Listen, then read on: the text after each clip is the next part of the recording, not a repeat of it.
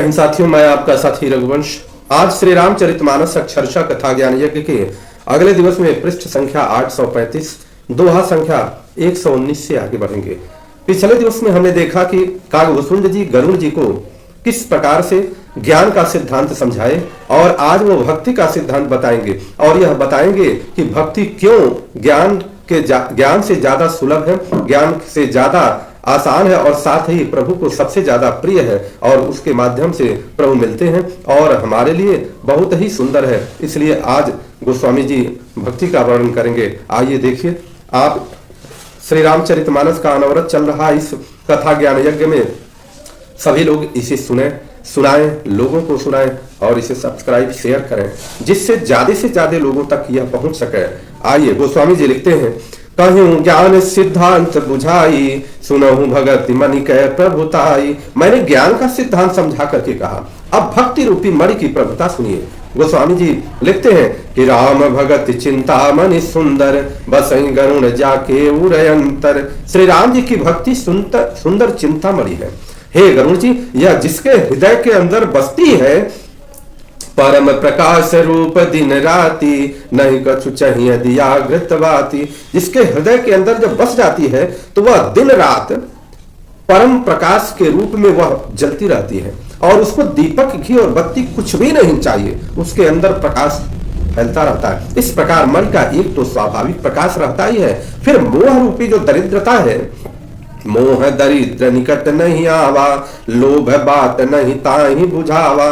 जो मोह रूपी दरिद्रता है वह समीप नहीं आता है, नजदीक नहीं आता है। और फिर लोभ रूपी हवा उस मणि में दीपक को बुझा भी नहीं पाता है, क्योंकि मणि स्वयं प्रकाश रूप है, वह किसी दूसरे की सहायता से प्रकाशित नहीं होता।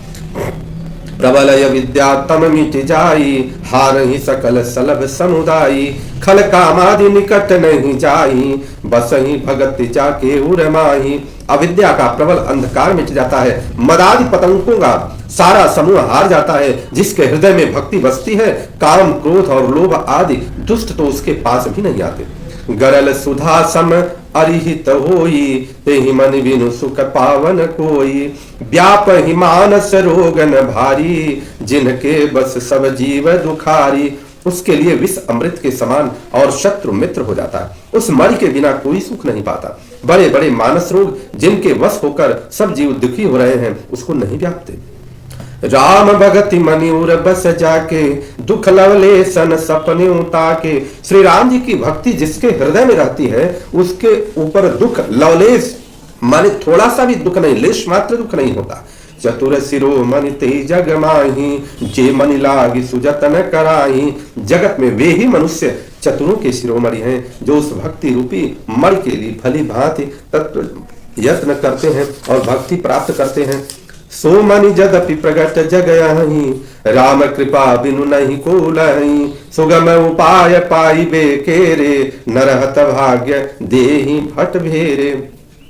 यद्यपि वह मणि जगत में प्रकट है, पर बिना श्री राम जी की कृपा से उसे कोई पा नहीं सकता।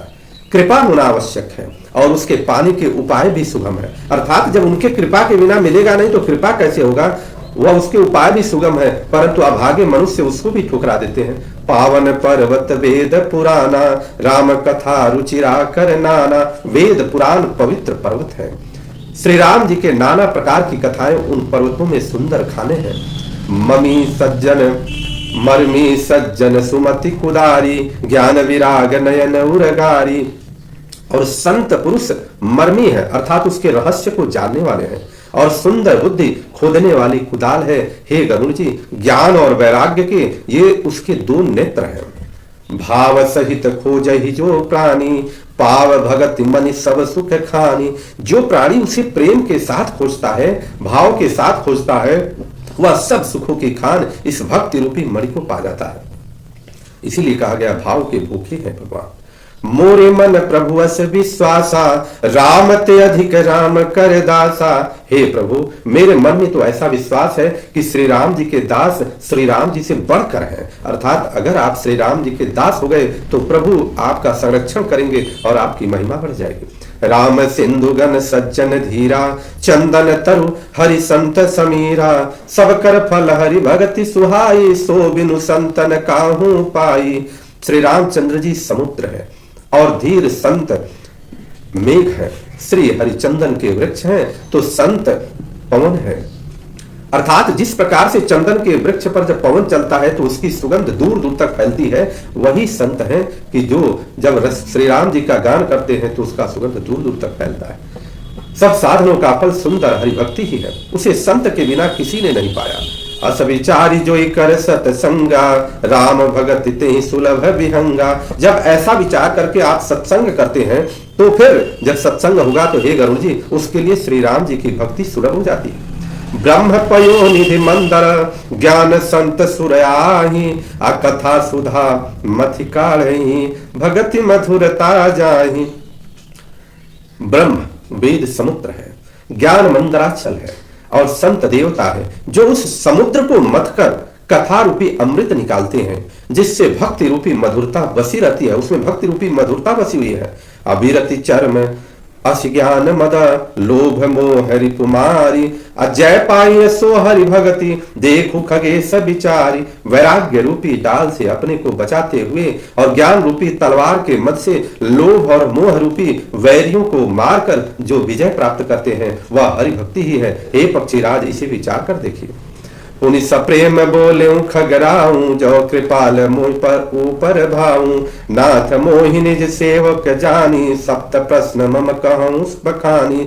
अब पक्षीराज गरुड़ जी फिर प्रेम सहित बोले कि हे कृपाल, यदि मुझ पर आपका प्रेम है तो हे नाथ, मुझे अपना सेवक जानकर मेरे 7 प्रश्नों के उत्तर बखान कर कहिए। अब गरुड़ जी 7 प्रश्न पूछते हैं कागभूषुंड जी से और उसका उत्तर कागभूषुंड जी दे रहे हैं। क्या प्रश्न क्या पूछते हैं?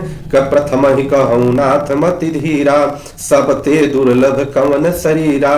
पहला प्रश्न यह है कि हे प्रभु आप बताइए धीर बुद्धि कि सबसे दुर्लभ शरीर कौन सा है। और फिर बड़ दुख कवन कवन सुख भारी, सो संक्षेप ही कहूं विचारी। फिर सबसे बड़ा दुख कौन है और सबसे बड़ा सुख कौन है? बड़ दुख कौन कौन सुख भारी, सबसे बड़ा सुख कौन है यह भी विचार कर संक्षेप में कहिए। संत असंत मरम तुम जानो, तीन कर सहज स्वभाव बखानो। फिर वो कहते संत और असंत का भेद क्या है, उसमें अंतर क्या है, उनके सहज स्वभाव का वर्णन कीजिए। फिर कहिए कि कवन पुण्य श्रुति विदित विशाला, अकहूं कवन यज्ञ परम कराला।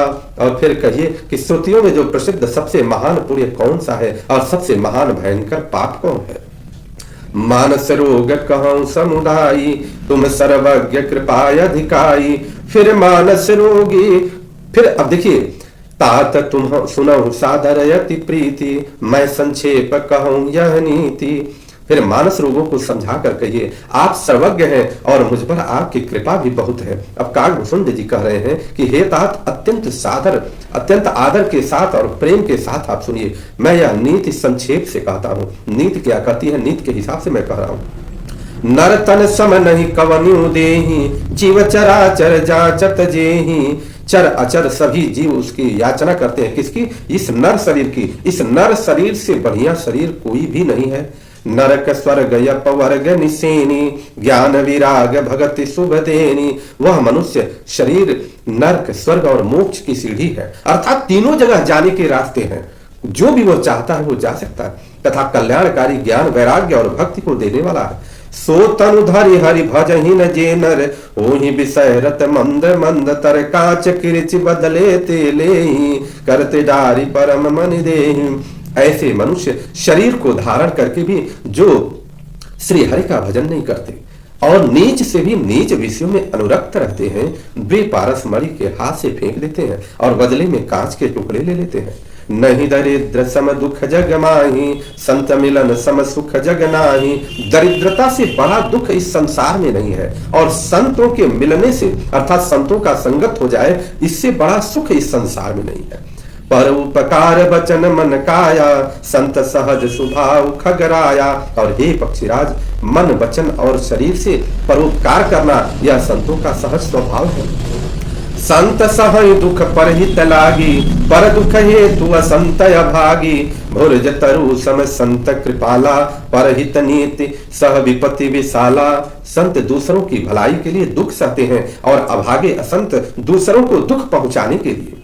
कृपालु संत भोज के वृक्ष के समान दूसरों के हित के लिए ही भारी विपत्ति सहते हैं, अर्थात अपनी खाल तक उधड़वा लेते हैं। जैसे भोज का जो वृक्ष होता है उसका खाल निकाल करके हवन इत्यादि भी किया जाता है। सन इव खल पर बंधन करही, खाल कढ़ाई विपत्ति सही मरही। खल बिनु स्वार्थ पर अपकारी, अहिमुसक इव सुनु रगारी। किंतु दुष्ट लोग, दुष्टों की बात है, सन की भांति दूसरों को बांटते हैं और अपनी खाल खिंचवाकर विपत्ति सहकर मर जाते हैं। हे सर्पों के शत्रु गरुड़ जी, सुनिए, दुष्ट बिना किसी स्वार्थ के सांप और चूहे के समान अकारण ही दूसरों का अपकार करते रहते हैं। पर संपदा विनाशी नसाही, जिम सस्य हति हिम उपल बिलाही। दुष्ट उदय जग आरती हेतु, जथा प्रसिद्ध धम ग्रह केतु। इस प्रकार से वे पराई संपत्ति का नाश करके स्वयं नष्ट हो जाते हैं। जैसे खेतों का नाश करके ओले नष्ट हो जाते हैं, दुष्ट का अविद्य प्रसिद्ध अधम ग्रह केतु के उदय की भांति जगत के दुख देने के लिए ही होता है। संत उदय संतत सुखकारी, विश्व सुखद जिन इंदु तमारी। परम धर्म श्रुति विदित हिंसा, पर निंदा समय घन गरीसा। और संतों का अभ्युदय सदा ही सुखकर होता है।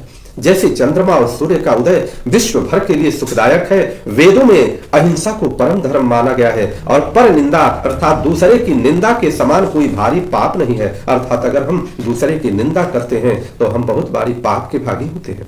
हर गुर निंदक दादुर होई, जन्म सहस्त्र पावतन सोई। शंकर जी और गुरु की निंदा करने वाला मनुष्य तो मेढक होता है। वह 1000 वर्ष तक, जन्म तक, 1000 जन्म तक मेढक का ही योनि पाता है।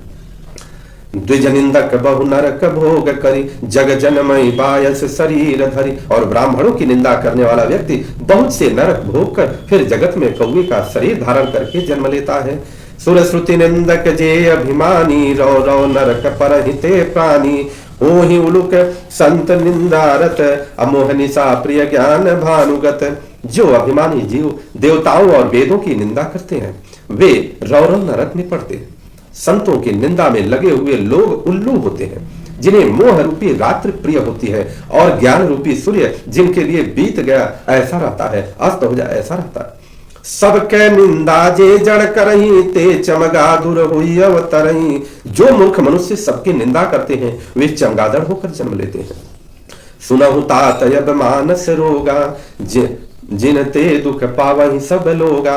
हे तात, अब मानस रोग सुनिए जिनसे सब लोग दुख पाया करते हैं। देखिए, नीति की बातें हैं, अगर इसको हम अपने जीवन में उतार लें तो हमारा जीवन खुद सुंदर और श्रेष्ठ हो जाएगा। स्वर्ग यही है, कहीं खोजने की आवश्यकता नहीं पड़ेगी। मोह सकल व्याधि न कर मूला, तिन ते पुण्य उपजहि बहुसूला। सब रोगों की जड़ मोह है, अज्ञान है। उन व्याधियों से फिर और बहुत से शूल उत्पन्न होते हैं। जब हम मोह कर लेते हैं किसी वस्तु से, किसी व्यक्ति से, तो हमारे अंदर बहुत सारी व्याधियां अपने आप उत्पन्न होने लगती हैं। काम बात कफ लोभ अपारा, क्रोध पित्त नित छाती जारा। काम बात है, लोभ अपार कफ है, अर्थात जिस प्रकार से कफ बढ़ जाता है और पीड़ा देता है, उसी प्रकार से लोभ बढ़ने पर पीड़ा होती है। और क्रोध पित्त है, पित्त जब बढ़ता है तो छाती जलती है, सीना जलता है। उसी प्रकार से जब क्रोध बढ़ता है तो व्यक्ति की छाती जलती है। प्रीति करहि जो तीन्यु भाई, उपजहि सन्नपात दुखदाई। विषय मनोरथ दुर्गम नाना, ते सब सूल नाम को जाना। यदि कहीं ये तीनों भाई बात पित्त और कफ प्रीति कर ले, अर्थात एक साथ उत्पन्न हो जाए, तो दुखदायक सन्निपात रोग उत्पन्न होता है। कठिनता से प्राप्त होने वाले जो विषयों के मनोरथ हैं वे ही सब सूल अर्थात कष्टदायक हैं। उनके नाम कौन जानता है। ममता दादु कंडु ईर्षाई, हरस विषाद गरह बहुताई। ममता दाद है, ईर्ष्या खुजली है।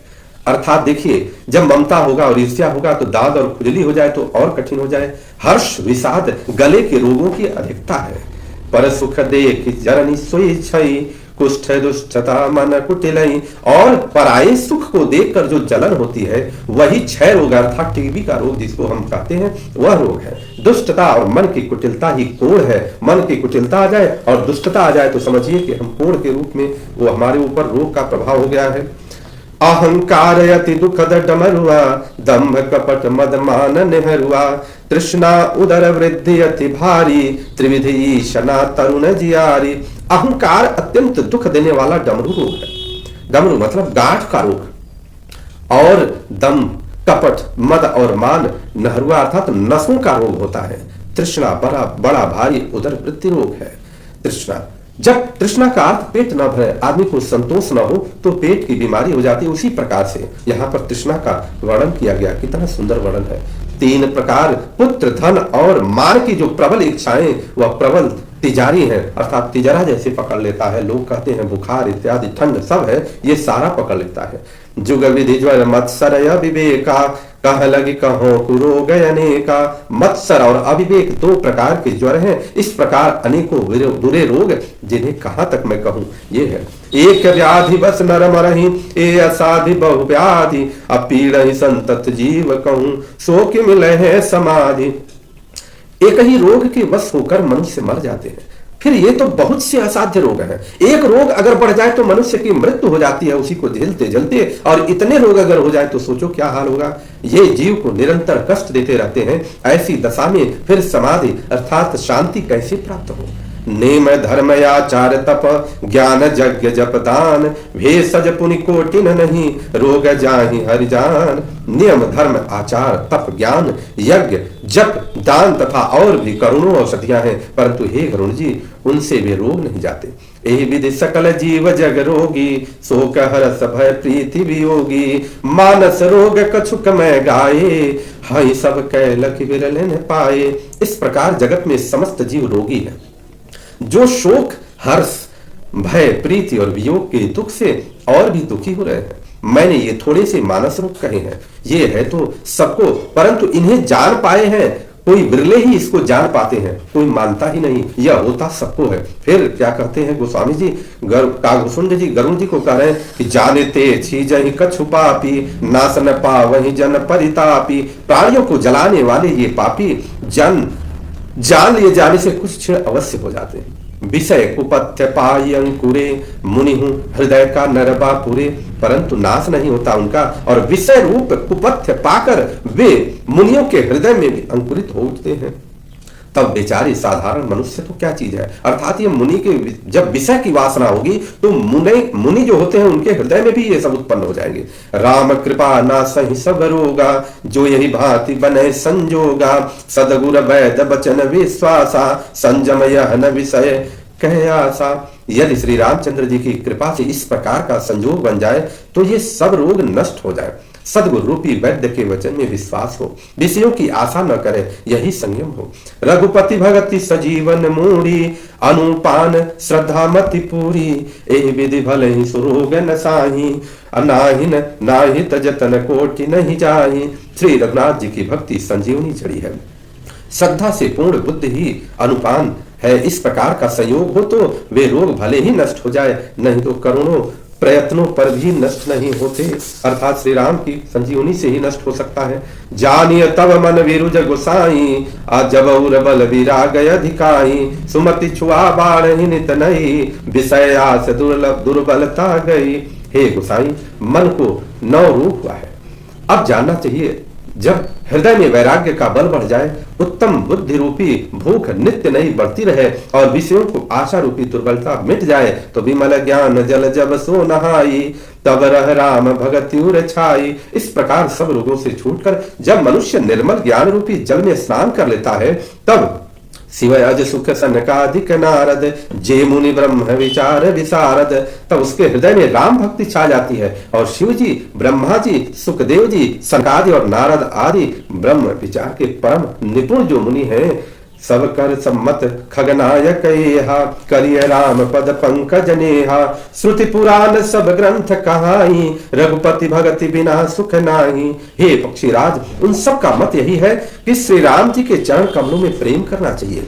श्रुति पुराण और सभी ग्रंथ कहते हैं कि श्री रघुनाथ जी की भक्ति के बिना सुख नहीं है। कमठ पीठ जामहि बरुबारा, बंध्या सुत बरु काहुहि मारा, फूल ही नभ बरु बहु विधि फूला, जीवन ल सुख हरि प्रतिकूला। कछुए की पीठ पर भले ही बाण उग जाए, बाज का पुत्र भले ही किसी को मार डाले, आकाश में भले ही अनेकों प्रकार के फूल खिल जाए, परंतु श्रीहरि से विमुख होकर जीव सुख नहीं प्राप्त कर सकता। त्रिषा जाई बरु मृग जल पाना, बरु जामहि सस शीस बिसाना, अंधकारु बरु रवि न सावे, राम विमुख न जीव सुख पावे। मृग तृष्णा के जल को पीने से भले ही प्यास बुझ जाए, खरगोश के सिर पर भले ही सींग निकल जाए, अंधकार भले ही सूर्य का नाश कर दे, परंतु श्री राम से विमुख होकर जीव सुख नहीं पा सकता। हिमते अनल प्रगट बरु होई, विमुख राम सुख पावन कोई। बर्फ से भले ही अग्नि प्रकट हो जाए, परंतु श्री राम से विमुख होकर कोई भी सुख नहीं पा सकता। बारी मथे घृत होई बरु, सिकताते बरु तेल, अब बिनु हरि भजन न भवतर्य, यह सिद्धांत अपेल। जल को मथने से भले ही अत्यंत घी, मथने से बड़ी घी निकल जाए, बालू से भले ही तेल निकल जाए, बालू को पेर दिया जाए तो उसमें तेल निकल जाए, परंतु श्री हरि के भजन के बिना संसार रूपी समुद्र से नहीं तरा जा सकता। यह सिद्धांत अटल है। मसकहि करहि विरंचि प्रभु, अजहि मसकते हीन, अस विचार तजि संशय, राम ही भजहि प्रवीण। प्रभु मच्छर को ब्रह्मा कर सकते हैं और ब्रह्मा को मच्छर से भी तुच्छ बना सकते हैं, ऐसा विचार कर चतुर पुरुष सब संदेह त्याग कर श्री राम जी को ही भजते हैं। विनिश्चितम वदामि तेन अन्यथा वचांसि में, हरिन्नरा भजन्ति येति दुस्तरम तरन्ति ते। और मैं आपसे भली भांति निश्चिंत किया हुआ हूं, सिद्धांत कहता हूं कि मेरे वचन अन्यथा अर्थात मिथ्या नहीं है, कि जो मनुष्य श्री हरि का भजन करते हैं वे अत्यंत दुस्तर संसार सागर को पार कर जाते हैं।